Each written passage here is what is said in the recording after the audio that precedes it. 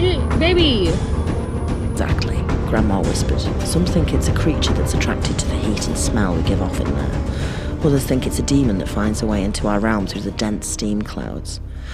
Hello and welcome back to Conspiracy, the place where YouTube meets TikTok. And I have taken on board what you guys have said in the comments, so I'm going to try something different with today's video. Let me know in the comments what you think. And in today's video we have a little bit of storytelling, so if this is your sort of thing, you've come to the right place. This is horror story, a little bit of true crime, and yeah, just a little bit of a mixed bag. So I hope you enjoyed today's episode. Without further ado, let's get on with it. Our dinner. My boyfriend James and I were planning to spend the night together. He was always working overtime, so I rarely saw him. This night was supposed to be special. I bought expensive wine and cooked some lasagna, James's favorite. It was 7 o'clock, and I'd just gotten our dinner ready when James's phone rang. He ran into the other room to answer it, and when he walked back in, his expression looked extremely apologetic. He said that there was a crisis at his work, and he needed to run back to the office right away. He apologized over and over, and he promised to make it up to me later. I was disappointed and angry. I knew that James had an important job, and he was under a lot of pressure, but I was really looking forward to our night together. Still, I could tell how guilty he felt, so when he asked for my permission to leave, I couldn't say no. I told him to do what he had to do, but to hurry back as soon as possible.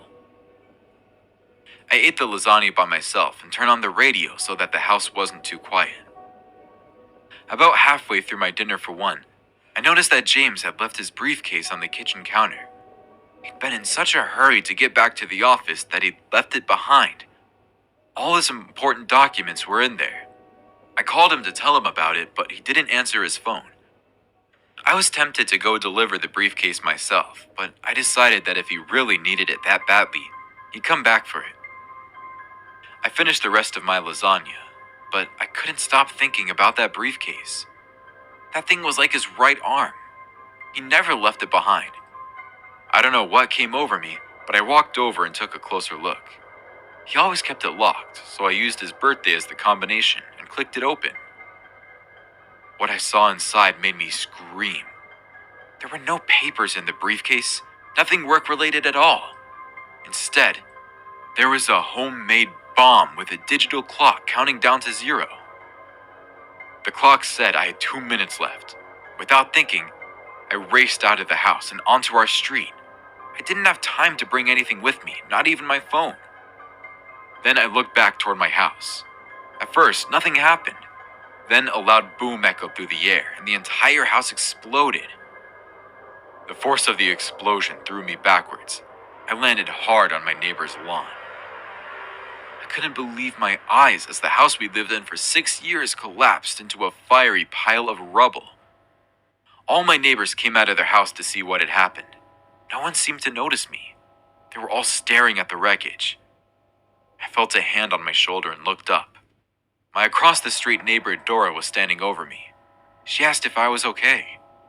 I told her I was fine. She looked at me for a long time, making sure that I wasn't hurt. Then she asked me what happened. I told her the truth. My husband had left me home alone with a bomb. If I hadn't opened his briefcase, I would have been dead. Dora looked absolutely horrified, but she didn't seem surprised. I knew he was up to something, she said. By then, I could hear fire truck sirens blaring in the distance. I was surprised they were getting here so quickly. Dora grabbed my arm and told me to go with her before anyone saw me. I was too shocked by everything that had just happened to even process what was going on, so I didn't argue. Together, we hurried around to the back of her house where no one could see us from the street. Now just the two of us, Dora explained that she'd caught James talking with some shady people in the park. She eavesdropped on them and found out that he was in business with the mob. She'd wanted to tell me for a long time, but she was worried that he'd come after her. She knew that James was dangerous. But why are we hiding from the firefighters? I asked. Dora peered around the edge of her house. She pointed towards the firefighters and policemen gathered outside my burning house. Do you recognize any of them? She asked. I did. All of the policemen and at least 2 of the firefighters were James's friends. Ugh. If they found out James had committed arson, they'd cover it up for sure. In fact, they probably knew about his plan all along. That's why they were able to get here so early. So what should I do? I asked. Hide with me, she said, just for the night. We'll wait and see what James does. I didn't have the strength to argue. I barely knew Dora, but I trusted her. Dora took me inside and set up her guest room for me to stay. I fell asleep pretty quickly and didn't wake up until Dora shook me awake in the morning. You have to see this, she said. Dora opened the window blinds so I could see my burned down house across the street. A reporter was standing in front of the rubble, talking to the camera. James stood next to her, crying. They were too far away for us to hear. I wish I knew what they were saying, I said. Dora smiled. You can. They're on live TV. Then she turned on the television and we could hear everything the reporter was saying. She explained that there was an explosion that claimed the life of one person, me. Then she raised the microphone towards James, and I couldn't believe what he said. He said he was heartbroken to lose the love of his life, but that he'd caught me messing with explosives in the basement. He said that I was some kind of eco-terrorist, and that my bomb must have gone off by accident. He openly wept as he said that he regretted not calling the police. I couldn't believe it.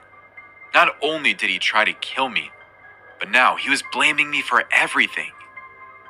He looked straight into the camera and said, Honey, I forgive you. That was the last straw. Dora tried to stop me, but I couldn't hold back my anger. I charged out of there and walked across the fence. With the live camera still rolling, I marched up to my husband and said, Your plan failed, bitch. And I punched him right in the face. The clip... You going to jail. You going to jail. Instantly went viral. With all the media attention, James could no longer cover up what he had tried to do. Reporters very quickly discovered his mob ties and the security footage showing him buy the explosives. He was arrested a few days later, and none of his police buddies could help him. His trial hasn't started yet, but I can't wait for him to take the stand. I hope he'll finally confess to everything and explain why he wanted me dead. In the meantime, I'm still staying at Dora's house. It's been wonderful. She's such a great lady, and I never have to stay home alone again. Weird. True story of Annabelle doll. In the 1970s, a young nurse named Donna received a vintage Raggedy Ann doll from her mother. Donna and her roommate Angie soon noticed the doll moving on its own. It would change positions and even rooms when they were not looking. One day, they found parchment paper with the words, "Help me," written on it. Even though they had no parchment paper in the house, strange occurrences continued, including scratches appearing on Angie's boyfriend's chest after he encountered the doll. Terrified, they contacted a medium who told them the spirit of a young girl named Annabelle Higgins had possessed the doll. The medium said Annabelle wanted to stay with them, and out of compassion, they agreed. However, the haunting grew more violent. Paranormal investigators Ed and Lorraine Warren were eventually called in. They determined the doll was not possessed by a child spirit, but by a demonic entity trying to possess one of them. The Warrens took Annabelle and locked her in a special case in their occult museum, where she remains to this day. Visitors to the museum report feeling uneasy, and some even say they've experienced bad luck after mocking the doll. Annabelle's story remains a chilling reminder of the supernatural dangers that can lurk in the most innocent objects.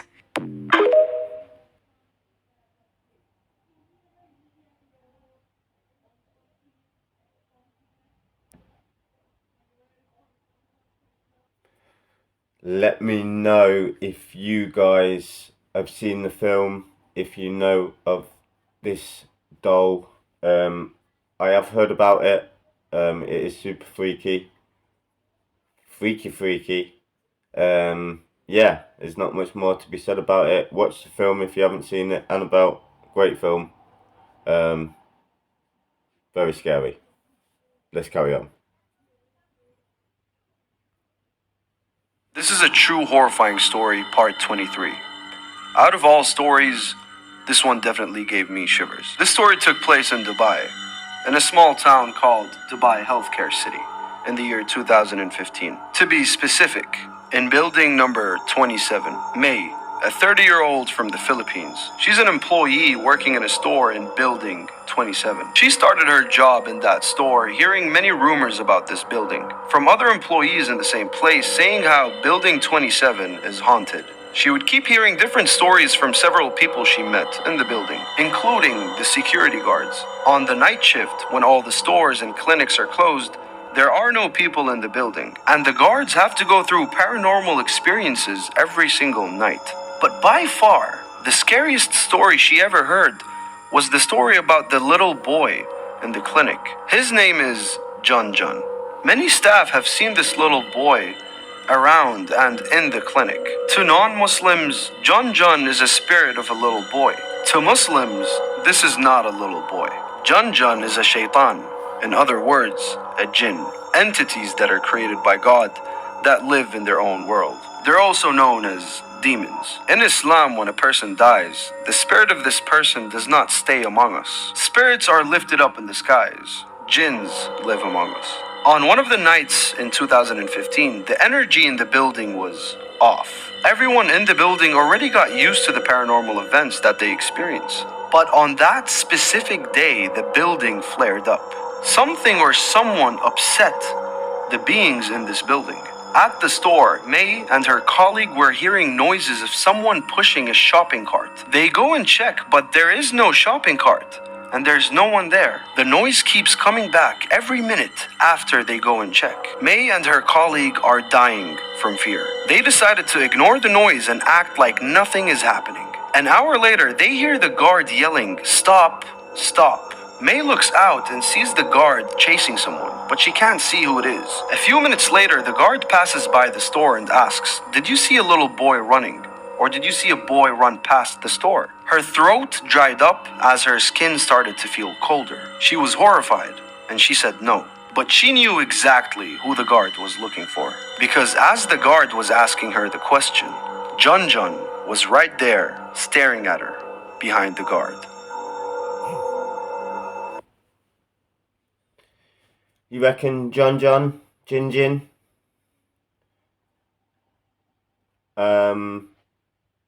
Yeah. Let me know in the comments, guys, what you think. I'm not so sure about Jin story. Let me know in the comments if you believe it to be true. On a Thursday afternoon, somewhere in Texas, a woman named Kiki Clemens begins to freak out. She tries her best to keep calm, but considering what just happened, she just can't. Something very strange had just occurred in her backyard, and so she records this video on the off chance that no one would believe her.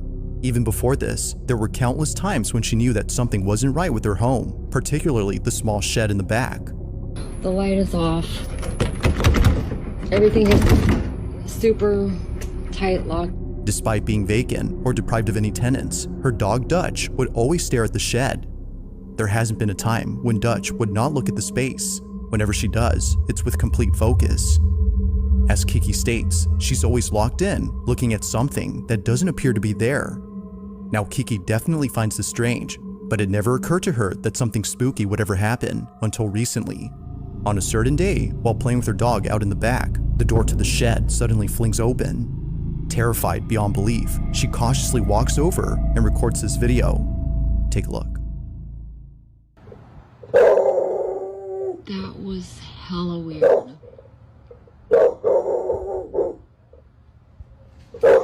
There's literally no way that door just opened by itself.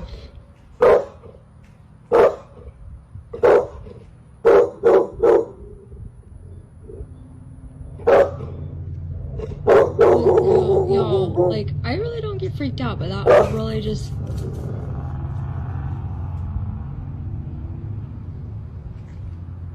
That door has a keypad lock on it. Like, and it's actually hard to get in.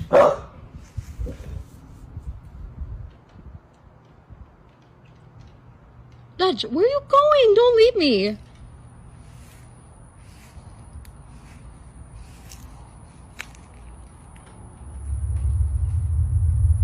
There's like... What? Why did you just jump like that?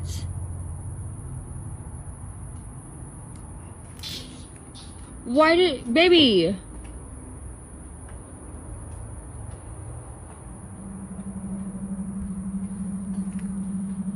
Y'all, do you see her?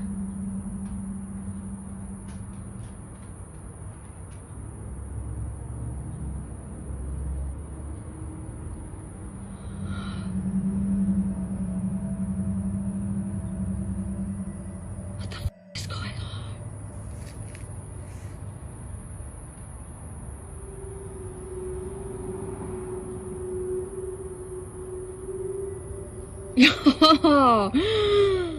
It's unclear why, but Dutch is looking at a certain spot behind the door. Clearly, no one is there, given that no feet or shoes are seen below the doorframe when Kiki approaches the shed. If no one is there, then what is? It doesn't seem obvious, but one thing that many viewers have pointed out, which freaked out Kiki upon realizing, is the fact that Dutch is looking past the door's height. Whatever is there, according to viewers, must be tall. Considering that Kiki thinks something supernatural had occurred, she believes that something was actually there that only Dutch could see. To this day, her dog continues to look at the space as if scared by something that can't be seen.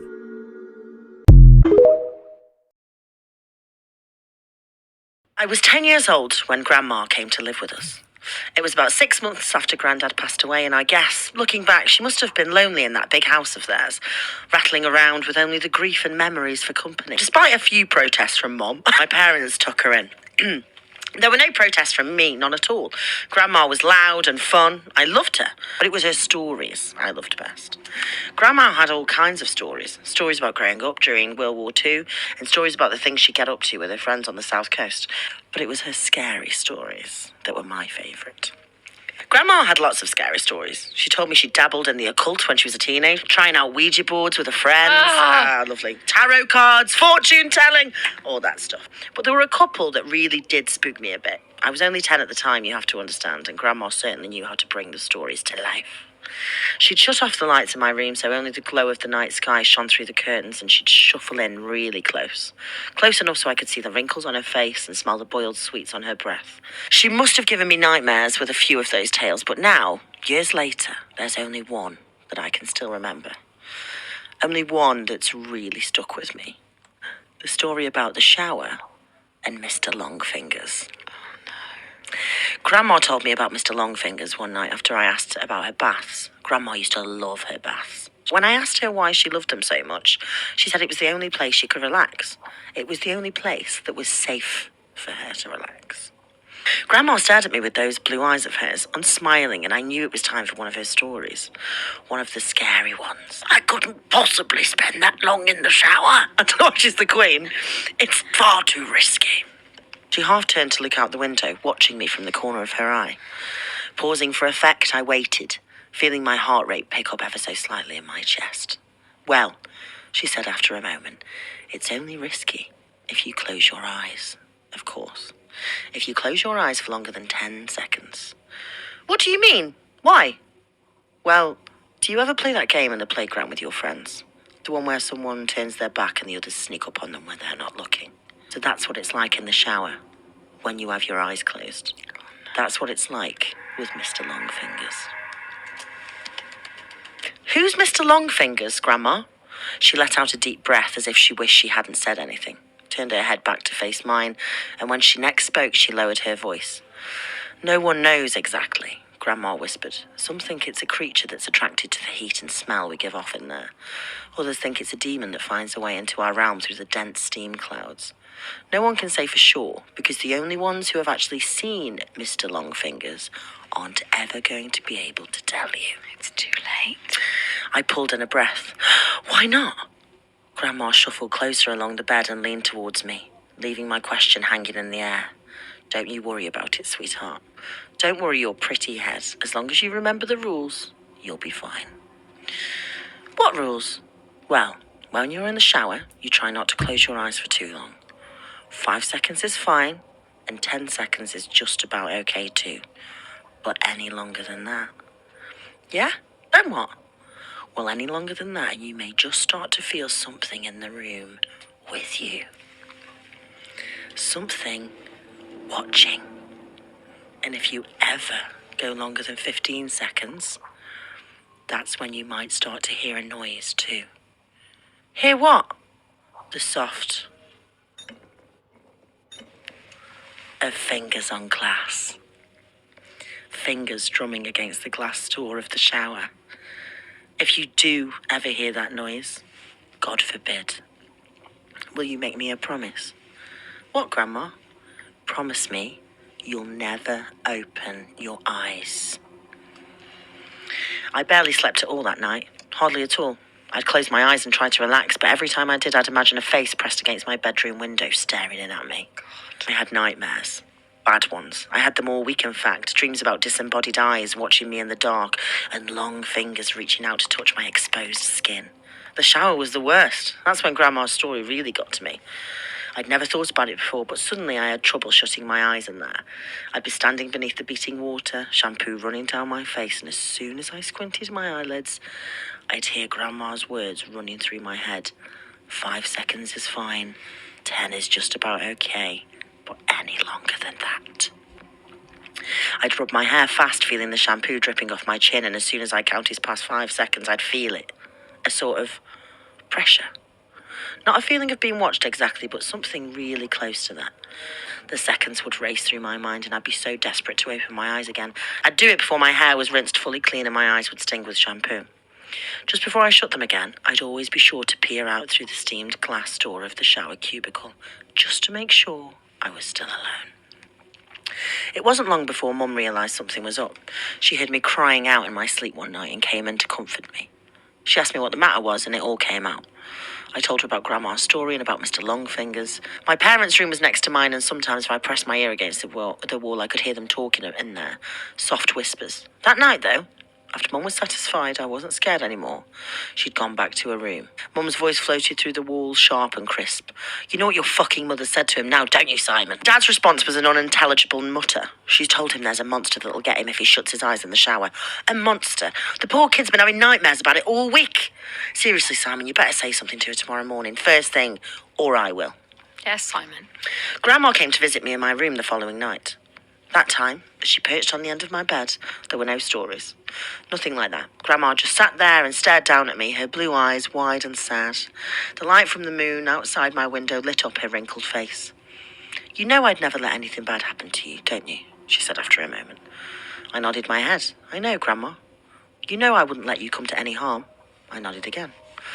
Okay, good. That's good. She looked away from me for a moment out the window. You know, the things I tell you in the evening are meant to help you, sweetheart. They're meant to soften you up a bit, protect you. But maybe your mum's right. Maybe I went too far this time. She looked down at me and smiled, but even then, even though I was only 10 years old, I could tell it didn't quite reach her eyes. I tell you what, Grandma said. You know what I'm going to do about Mr. Longfingers in the shower? Well, I'm going to make sure you're safe. I'll scare the bastard off. How about that? It won't come back in a hurry if it has to face me. Oh, go on, Grandma. I stared up at Grandma, watching her face glow in the moonlight, watching her smile down at me. I nodded my head once. I was the one who found her. What? I don't know when exactly it happened, but I'd guess it was about a week after we had that talk in my room. A week after she told me she wouldn't let me come to any harm. I woke early that morning from a bad dream to a heavy thumping sound. I sat bolt upright in bed. My room was quiet around me and I couldn't hear anything from the wall that joined my parents' room either. But the house wasn't entirely silent. Floating down the hall, Muffled by my closed door, I could hear the sound of rushing water, the noise of the shower. I leapt out of bed and ran down the upstairs hallway, heart already pounding in my chest. As soon as I reached the closed bathroom door, I started to bang on it. A deep terror was welling up inside me like cold water from a well. I kept banging with my free hand and it swung suddenly inwards, bringing me face to face with a wall of steam. And before my dad pushed me to one side, before everything around me descended into shouting and tears and chaos, I saw her. I saw Grandma. She was lying naked on the floor in the shower cubicle, the water beating around her face, blue eyes bulging from her face. One hand was curled around her chest like a dead bird, while the other trailed against the glass of the shower cubicle, the flailing finger marks she'd carved through the steam, still clear and fresh. It was a heart attack that killed her. That's what my dad told me. He said Grandma was old, and the thing had struck her quickly and suddenly. She would have died fast and without pain, Dad said. She wouldn't have suffered. I knew better then. Yeah. Even as a 10-year-old, I knew better. And years later, writing this as an adult, I still know better. I also know my wife and kids resent me for refusing to have a shower in the house, for insisting everyone take baths. They pretend it's okay and they humour me, but I can tell they don't really understand it. Not at all. My wife thinks she does. She thinks I still carry the trauma of seeing my grandmother dying in front of me when I was little. I guess she's right, in a way, but she doesn't know the full truth. Nobody does. And no one would believe me, even if I told them. No one would believe me if I said the reason I don't take showers, the reason I haven't had one since I was 10 years old, isn't because I'm scared of the sight of a dead body. It's because all those years ago, when I crept back into the still hot bathroom after the paramedics had taken Grandma's body downstairs, I made sure to check the marks her fingers had carved through the steamed glass of the shower cubicle. And those marks weren't just on the inside. Whoa, that one was deep. Let me know what you guys think about that one. That one was crazy. Yeah. Moral of the story is, do not take a shower and close your eyes for longer than 10 seconds. Well, I've done that many times, and I'm sure many of us have. But will we continue to do so? Who knows? Let me know in the comments, guys, what you guys think.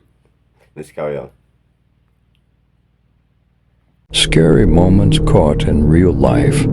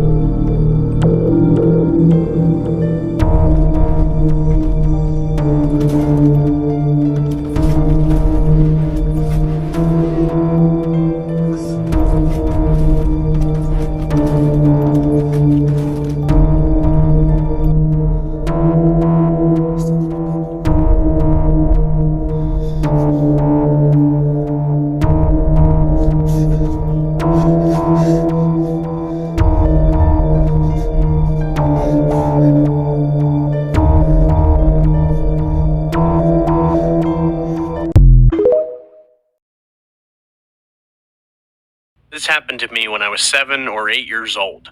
Me and my mom were getting ready to go buy lunch at my aunt's shop, when suddenly my little sister Rihanna whispered to me and said, "Don't go buy lunch with Mom."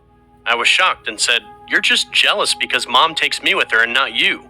My mom then called me and said, "We are leaving now, kiss your siblings," and I kissed all of them except my little sister. We then drove off and finally arrived at my aunt's little shop. I saw her smiling at me and I smiled back at her. I really loved my aunt, and suddenly I spotted my uncle looking at me, and I just shrugged it off. My uncle was a very kind and happy man until he got in a car accident and was in a coma. My mom was shopping around and I was sitting in the corner on my phone minding my own business. My uncle sat right next to me, and I was shocked because he didn't even know who I was, and he said to me, "I have so many toys in the basement. Can you get them for me?" And I said, "Sure, Uncle." And I was so excited, and I went down there, and I shouted, "Uncle, where's the toys?" My uncle said, "Don't move," and he had a knife in his hand. And I said, "Uncle, what are you doing?" He suddenly started swinging the knife at my face, and I saw all this blood, and right before I passed out, I saw my mom running after me. When I finally woke up, I saw my mom crying and my aunt saying sorry hundreds of times to my mom.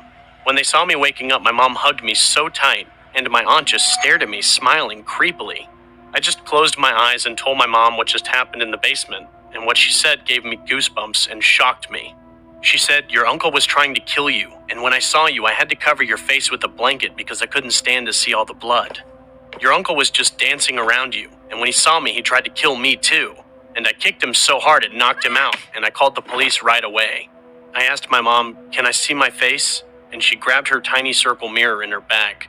And when I saw my face, I began crying a lot, because I have a big scar on my left eyebrow and my cheeks. We got a call from the police that my uncle had escaped a mental hospital, and when I heard that, I just froze on the spot.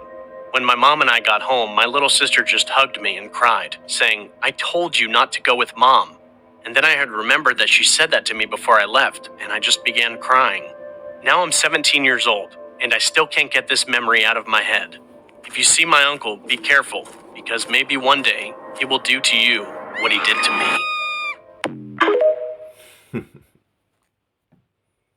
This has to be one of the scariest videos I've ever seen. No ghosts, no spirits, real life. A young female real estate photographer was taking photos for her job one day. She happened to be in an occupied house. The resident began following her around. She says this wasn't unusual, so she didn't think anything of it until she started noticing more. I've said it before and I'll say it again. There is no scarier than people themselves, because you never know what's going through one's mind. Let's carry on. Multiple locks on certain doors, and even a camera pointed toward one of these doors. When she goes upstairs, a man comes out of one of the rooms. What happens next is straight out of a horror film. You have to see the video for yourself. Okay, so I took pictures of this house, and this guy was following me around like the whole time, which isn't unusual, but he was a little bit strange, and there was like 6 people living in this house, and it's an order house. But I also noticed they have like 3 locks on the door, and then down here they have locks. And then going up here, they have a camera, and it's facing this door. Anyway, a roommate comes out of this door, and he asks them if he should lock the door and kidnap me. And I said, immediately, people know where I am. And then he laughed and said, "No one would ever hear from you again." Bro, I did not even finish this house. I immediately left. I was like, nope, dipped the out.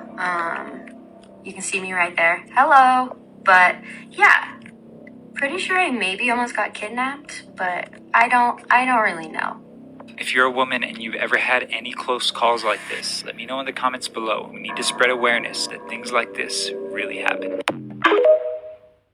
Let me know in the comments, guys, what you guys think about this situation. It's super freaky. There are some crazy people out there.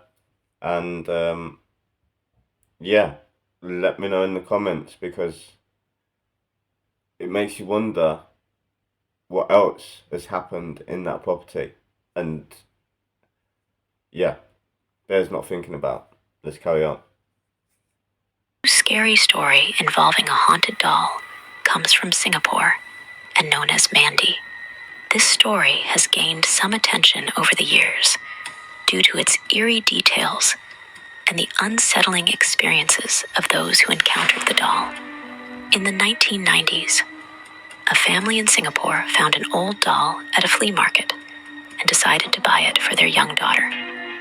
The doll was beautiful, with curly hair and bright blue eyes.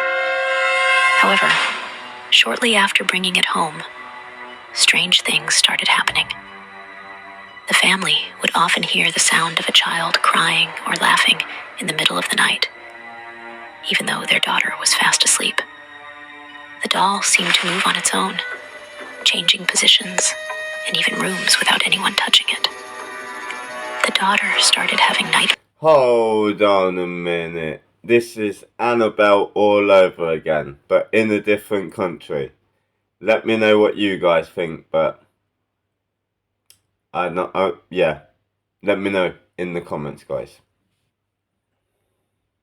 And claimed the doll whispered to her at night, saying terrible things. Frightened, the family decided to get rid of the doll. They gave it away to a friend, but the friend returned it after experiencing similar disturbances. No matter what they did, the doll always seemed to find its way back to the family. Desperate, the family sought help from a local medium. The medium performed a ritual and revealed that the doll was possessed by the spirit of a young girl who had died tragically. The spirit was attached to the doll and refused to leave it. The medium advised the family to bury the doll in a special ceremony to lay the spirit to rest. The family followed the instructions, and the disturbances finally stopped. However, the story of the haunted doll named Mandy spread, and people who hear it still feel a chill, wondering if there are other haunted dolls out there waiting to be found. Well, yeah, there are other dolls waiting to be found, because one of them's called Annabelle, and this story is uncanny to the Annabelle story. Let me know in the comments, guys, do you think it's real or not? I'm not too sure. I'm not going to have a input, but let me know in the comments, guys, if you think it's real or not. Let's carry on. I remember when I was 5, I had a close relative, Uncle Sam. He was always nice to me, until I turned 10. After that, he began to behave weirdly whenever we were left alone. He became very touchy, and often gave me uncomfortable compliments. One day, my parents were out for a dinner party, and I was home alone. Around 8, I was sleeping on my bed when I got a call from Uncle Sam. I picked it up thinking he needed to say something urgent, but he was again being weird. He asked me what I was wearing and kept breathing heavily during the entire conversation. I asked if he was all right, to which he said he's just sad that I don't spend enough time with him like I used to. I was so naive that I let him gaslight me and even felt guilty for not being nice to him. I apologized to him. He told me that he would like to pick me up from school tomorrow and take me out for ice cream. He gave me a goodnight kiss on the phone, and I went to sleep thinking that I'd somehow misunderstood my uncle.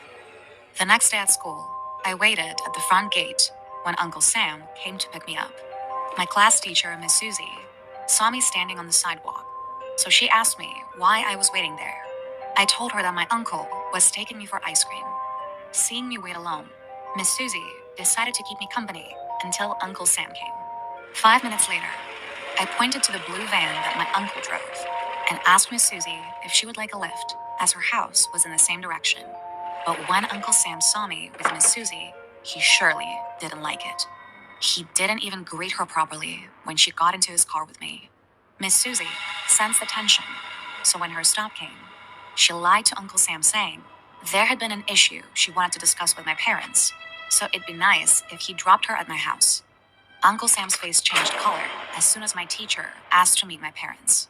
He told me he'd take me for ice cream some other day and dropped both of us at our home. When we went home, Miss Susie took my parents to a different room, and they had a long talk that lingered for almost half an hour, and then she left. My parents sat me down afterwards and started asking me various questions about Uncle Sam, like how he behaved around me, whose idea it was to go for ice cream after school, etc., etc. I could sense a lurking tension on my parents' faces, so I told them the truth. I told them how I misunderstood Uncle Sam at the beginning, when he was being weird, but later on, he promised that it was just his unconditional love towards me.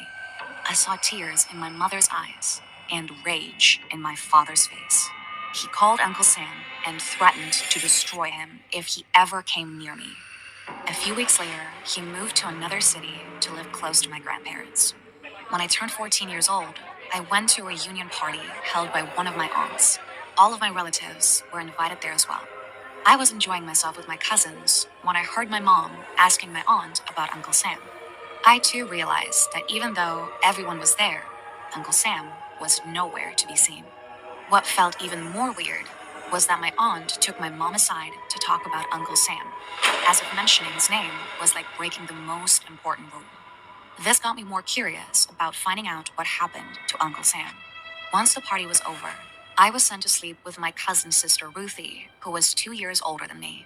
We were casually chatting, lying on the bed, talking about boys, when I asked Ruthie, "Hey, how's Uncle Sam? I didn't see him at the party." Ruthie's face turned pale, like she had seen a ghost. She hesitated for a moment, then said, "Uncle Sam was arrested last month." I yelled, "What? Why?" My dad said he behaved very badly with a 12-year-old. Her parents called the cops on him, and he was sent to prison. The girl is now under therapy over some serious trauma. God, I couldn't believe it when I heard this. Who knew Uncle Sam could do something like this? Something inside me snapped, and all my innocence died that moment. I realized what Uncle Sam had in mind for me. I realized how my teacher saved me that day by warning my parents about this sick Sam. If Miss Susie didn't care to intervene, that unfortunate 12-year-old could have been me. Yeah, I totally agree with the father on that one. Yeah, if anything, he was pretty calm. I would probably been a bit worse. But yeah, let me know in the comments, guys, what you think. And that's all we got time for today. So thank you for watching. Please subscribe if you haven't already. If you have, thank you so much. Comment if you wish. Please give the video a like. It's always appreciated. And I'll see you in the next one, guys. Goodbye for now.